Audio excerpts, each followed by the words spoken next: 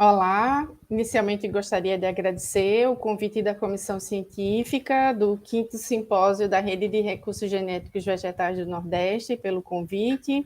E vou falar um pouco do Banco Ativo do Germoplasma do Cajueiro da Embrapa, o BAG-Caju, e a base para a geração de ativos tecnológicos. Bem, falar um pouco do valor do caju.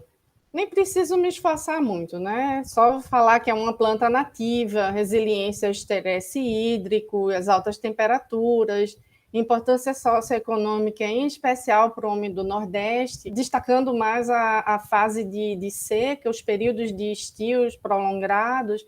É uma das fruteiras que vai permanecer com frutos, mesmo com todo o cenário muito seco.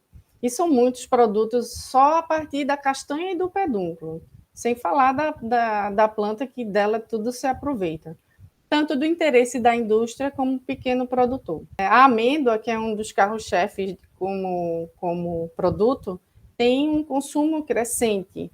Então, ele é, antes de tudo, um recurso genético mais do que comprovado.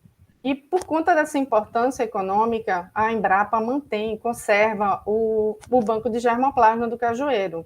Só que tem uma curiosidade, é que esse acervo ele é anterior, né? Esse conjunto de acessos que lá da Embrapa, ele é anterior à Embrapa. Ele começa junto com o interesse comercial do caju, que não era por conta do uso óbvio do pedúnculo ou da castanha, e sim pela exploração do LCC, que na década de 40 teve um foco muito grande por conta da Segunda Guerra, né? Com o LCC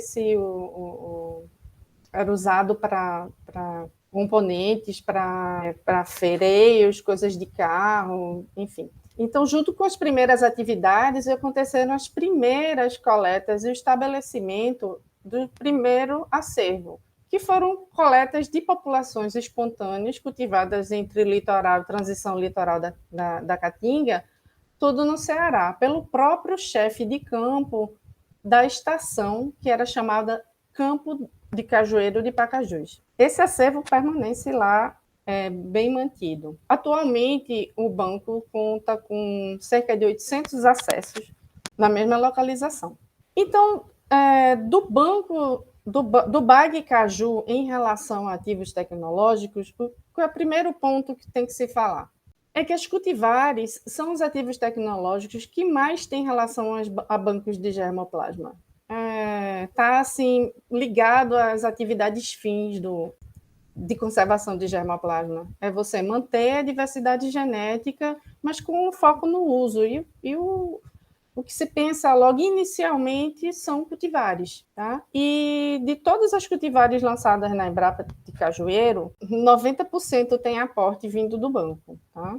Então, se você pensa em ativos tecnológicos em relação a coleções de germoplasma ou bancos de germoplasma, acompanhe o programa de melhoramento, tenha sempre um contínuo processo de organização do acervo e tenha sempre em mente, o problema de hoje pode não ser o de amanhã. Portanto, a gente não conserva só o que é de uso atual. A gente tem que conservar a diversidade como um todo. Aqui falando um breve histórico da cajucultura, né, que ela se inicia ali na década de 50, o melhoramento na década de 80 e o foco do melhoramento junto com as coletas, até porque o melhorista era a mesma pessoa que cuidava do acervo, ele vai mudando ao longo do tempo. Então, se uma época era redução de porte e produtividade, em outro momento era produtividade e resistência a doenças, a pragas, e depois seleção em função de novas regiões para a produção. E, se você perceber, produtividade em quase todas as coleções de germoplasma, ele sempre é foco de interesse. O que vai mudar é o coeficiente técnico. Se nos anos 2000 o coeficiente, em 2010 o coeficiente era 10 mil quilos por hectare de produtividade, hoje o coeficiente está em 3 mil. É que apesar de ter assim, 14 clones registrados, produtivos e tal, o cajueiro comum ainda é o mais cultivado. uma fruteira perene, não é como uma hortaliça que, se surgir algo novo, você possa simplesmente plantar. É difícil você erradicar árvores robustas, enormes, cajueiros com 20 metros de altura, né? E esse foi um problema, né? Por que da existência de um programa de melhoramento onde você tem cultivares maravilhosas, mas a cajucultura não adota com força todos os clones lançados? A resposta é essa, né? Não é tão simples assim você erradicar áreas enormes, milhares de hectares de cajueiro comum, aqueles que foram difundidos na década de 50, 60, 70, 80, para colocar clone. Até que veio uma oportunidade. Às vezes é importante você empurrar a vaquinha, a única vaquinha que dá leite, né? Entre 2012 e 2017, aqui pelo Ceará, Rio Grande do Norte, foi uma época de estio muito severo. E também a ocorrência de uma doença que afetou muito os pomares de caju, o oídio. Então, apesar de ter sido uma desgraça para os produtores, foi uma grande oportunidade para que os clones viessem a aparecer. Porque os cajueiros comuns, né, eram árvores muito antigas, já velhas e sem muito manejo, muitas plantas morreram. Quem aguentou o grande estio foram os clones. Então, isso deu um certo fôlego para o programa de melhoramento, que incorporou também outras ferramentas numa fase seguinte do programa de melhoramento. Então, aqui tem uma notícia na época, né? Clones de cajueiro resistem à seca e enche produtores do Rio Grande do Norte de esperança. Então, isso é um alento para quem trabalha com fruteira perene, porque a coisa não é tão simples, né? Nesse momento de impulso e reorganização do programa de melhoramento, né, todos os envolvidos, inclusive banco de germoplasma, foram chamados para trabalhar uma ferramenta que chama Design Thinking. Isso é importante quando você está pensando em ativos de inovação, né, ativos tecnológicos, que era pensar necessário o que as pessoas estão querendo, né, o que o seu cliente está querendo, para você pensar ao longo do tempo quais vão ser as estratégias do programa de melhoramento. Alta produtividade, resistência ao oídio, facilidade de despeliculagem, elevado rendimento industrial, firmeza do pedúnculo. O Design Thinking, existem vários cursos disponíveis em universidades, pela internet também. Ele te dá umas dicas de como você trabalhar um direcionamento para onde você deve seguir. É fundamental que você sinta a dor do cliente. Não é só ter uma grande ideia, né? Como buscar outros ativos tecnológicos que sejam cultivares ou sejam outras coisas? Primeiro, quais são os problemas que você quer resolver? Quem é o afetado? Quem é o público-alvo que você está tratando, para buscar dentro do banco o que é possível de se tornar ativo tecnológico? Bem, primeiro você tem que ter uma ideia até chegar o produto na prateleira. Isso é o que eles chamam de escala TRL. TRL é esqueci agora o nome da sigla em inglês, mas ela seria uma escala de maturidade da tecnologia, que começa do número 1 até o número 9. O 1 é a ideia, é a fase de ideação, e a 9 é o produto já na prateleira. E você tem várias fases. E o curador, dentro de um acervo, pode enxergar ativos em todas as atividades de um banco de germoplasma. Para tirar proveito do acervo que você mantém, você tem que explorar, conhecer o seu material e saber, sobretudo, o que é que as pessoas querem. Porque as possibilidades são inúmeras. Quando falo atividades, eu falo as atividades sistêmicas, né? Aquelas rotineiras de um banco, que são, basicamente, a coleta e enriquecimento do acervo, a conservação propriamente dita, manutenção das plantas a campo ou dentro da sua câmara fria, caracterização e a documentação. que quando você começa a se apropriar melhor do seu acervo, você percebe que isso tem vários desdobramentos. Então, em cada etapa dessa etapa core de banco de germoplasma, você pode desdobrar em possibilidades de melhoria que podem gerar ativos. Lembrando que banco de germoplasma, a princípio, ele tem mais atividades pré-tecnológicas do que geração de ativos tecnológicos, né? Isso está mais ligado no melhoramento.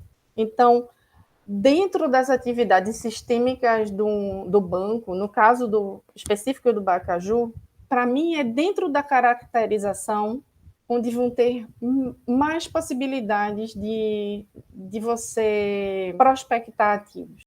Tá? E quanto mais ferramentas você tiver, mais tecnologia você tiver, melhor. Então, assim, de modo geral, a caracterização visa geração de informações básicas ou aplicadas do seu acervo. Às vezes não dá para fazer tudo de uma vez só, de uma tacada só, se seu acervo é grande demais.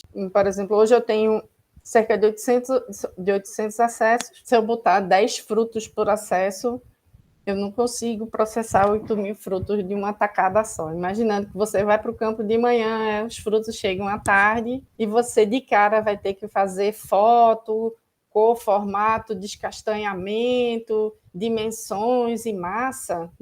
Logo na tarde, você tem que ir devagarzinho. Tá? Então, a ano a gente vai juntando os dados, né? Essas são as características que a gente faz de modo rotineiro, que a gente deve ter de todo o material conservado no campo e em produção.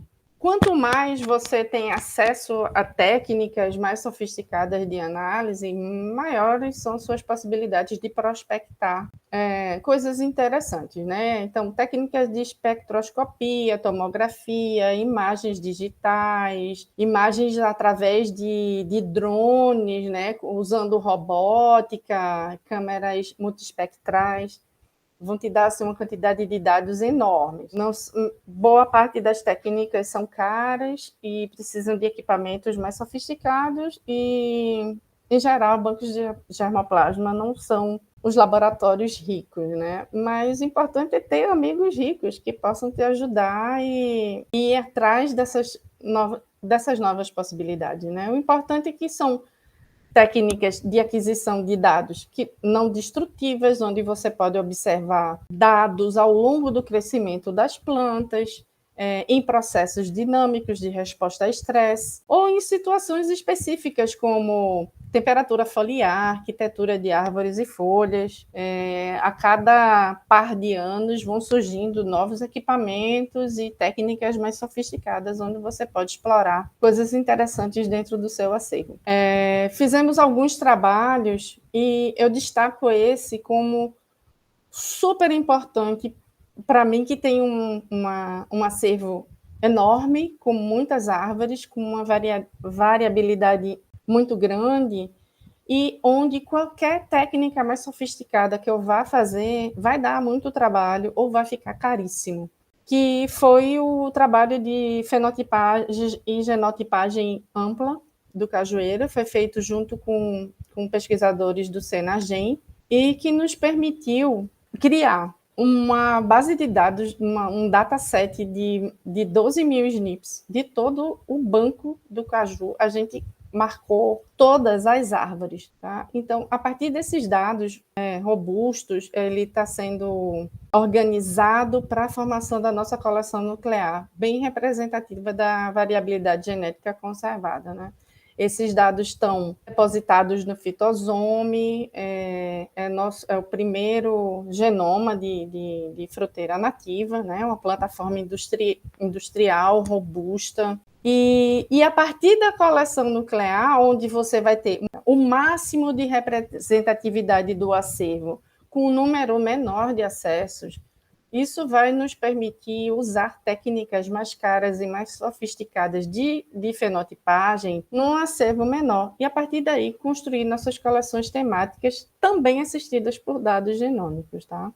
Então, a análise genômica dos acessos forneceu dados de diversidade, removeu redundâncias e identificou regiões genômicas de máxima e mínima divergência entre os acessos. Então, e também não são só os dados genômicos, a gente tem que fazer uma correlação com o que a gente tem das plantas. Nada substitui a mão do curador e a planta ali, a visível, tá? Um outro trabalho também bem interessante com técnica diferenciada de caracterização é a espectroscopia do infravermelho próximo, onde é possível quantificar uma série de teores do fruto, por exemplo, de forma rápida, sem destruir a amostra. Tá? Então, a gente fez matrizes para açúcar, acidez, vitamina C e o LCC, né, que é o líquido da castanha, e da casca da castanha, que não foi no pedúnculo. Então, a gente tem hoje base de dados para isso,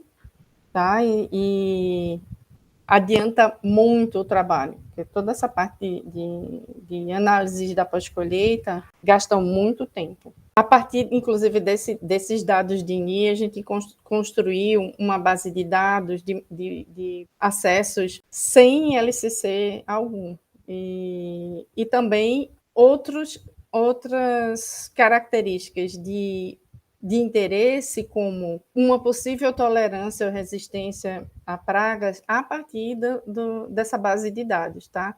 Então, a base construída de acessos a partir da DLCC, junto a outra técnica, que é a cromatografia líquida, associada à espectrometria de massas, nos permitiu a avaliação de perfis metabólicos e atividades biológicas relacionadas e analisar ali quais eram os constituintes para quantificar os metabólitos.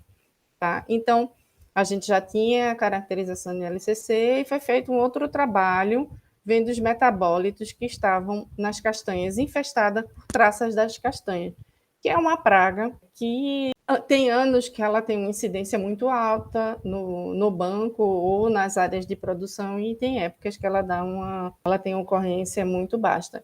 Mas no produtor, ela pode dar prejuízo de até 70% de perda. Tá? Ela fura a castanha e inviabiliza a amêndoa. Tá? Então, nesse trabalho da quantificação de metabólitos, se percebeu que a concentração de ácidos anacárdicos foi menor nas castanhas infestadas, e com uma correlação significativa entre um dos constituintes, né? Porque são monoenos, dienos e trienos. Então, o acesso caracterizado na mão é essencial, porque só o trabalho da bancada, ele não elimina a visão do curador. É ele que vai encontrar no acervo caracterizado os materiais de interesse. Então, esse ano, que foi um ano de baixa ocorrência de traça na coleção, de 2.000 frutos até agora, né, que a safra começou em setembro, 2.000 pedúnculos observados, 70% das castanhas furadas, foram poucas, né? Devia ter, sei lá, umas 20 e poucas castanhas. 70% era de um acesso só, ou seja, ele é o filé da traça, que as traças adoram. E essa visão só vai chegar lá na ponta porque alguém olhou. Essa belezura aí é linda, ela é quase uma obra de arte. E tem sabor, ele é muito doce, com baixa acidez e nenhuma astringência. Queria aproveitar a oportunidade para agradecer toda a equipe de alunos e de técnicos. Então é isso, agradeço a atenção de vocês. Obrigada.